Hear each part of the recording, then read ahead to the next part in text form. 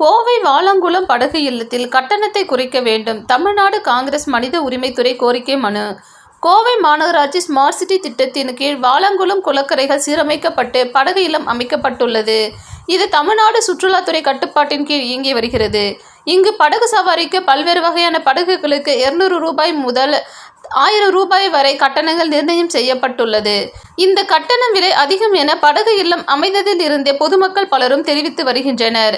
இந்நிலையில் இக்கட்டணத்தை குறைக்க வேண்டும் என தமிழ்நாடு காங்கிரஸ் உரிமைத்துறையினர் அதன் மாநில செயலாளர் இமயம் ரஹமத்துல்லா தலைமையில் மாநகராட்சி ஆணையாளர் அலுவலகத்தில் கோரிக்கை மனு அளித்தனர். இதுகுறித்து மாநில செயலாளர் கூறுகையில், கோவையில் பொழுதுபோக்கு அம்சங்கள் மிகவும் குறைவாகவே உள்ளது. இந்த சூழலில் படகு இல்லத்தில் இந்த விலையானது ஏழை நடுத்தர குடும்பத்தினருக்கு பாரமாக இருக்கும் எனவும் மாநகராட்சி ஆணையாளர் இதில் தலையிட்டு கட்டணத்தை குறைக்க வேண்டும் என கோரிக்கை விடுத்தார்.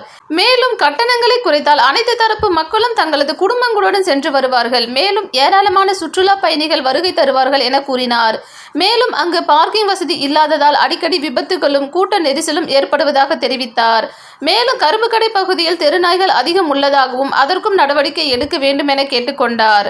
இந்நிகழ்வில் மாநகர் அமைப்பாளர் சிக்கந்தர், 95வது வார்டு தலைவர் குறிச்சிக்கனி, 82வது வார்டு தலைவர் இஸ்மாயில் மற்றும் முத்து, அப்பா, ஹாரிஸ், ஷெரீப், குறிச்சி டெய்லர், ஃபருக், மகளிரணி நிர்வாகிகள் கவிதா, சப்னா, சத்ரியன், கட்சி நிர்வாகிகள், உறுப்பினர்கள் உட்பட பலர் கலந்து கொண்டனர்.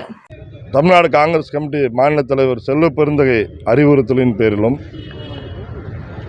தமிழ்நாடு காங்கிரஸ் மனித உரிமைத்துறை தலைவர் மகாத்மா சீனிவாசன் ஆணைக்கிணங்க நான் இங்கே கோவை மாநகராட்சி ஆணையரை பார்க்க வந்திருக்கேன். அது என்ன சப்ஜெக்ட் அப்படின்னா, கோவை ஸ்மார்ட் சிட்டியில் அமைந்துள்ள படகு நிலையம் ரூ. 250 ஒரு நபருக்கு 250 ரூபா கட்டணம் நிர்ணயிச்சிருக்காங்க. 2 நாளைக்கு முன்னாடி நானே போயிருந்தேன். 6 பேர் போயிருந்தோம். 1500 ரூபா வாங்கினாங்க.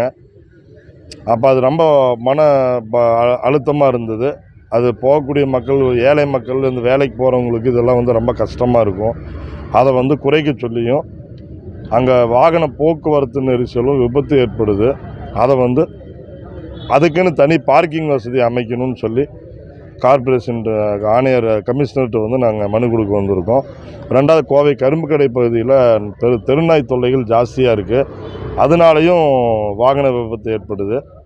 கரும்புக்கடை உள்ள ஒரு 1/2 கிலோமீட்டருக்கு மேலே போகணும். ஜீவன் ஸ்கூல் அந்த வழி போகிற வழி, அதுக்கு முன்னாடி ஃபுல்லாக ஆக்கிரமிப்பாக இருக்குது.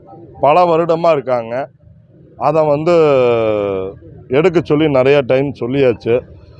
அதனால் பள்ளி குழந்தை செல்கிறப்போ நம்ம மன உளைச்சலாக இருக்குது.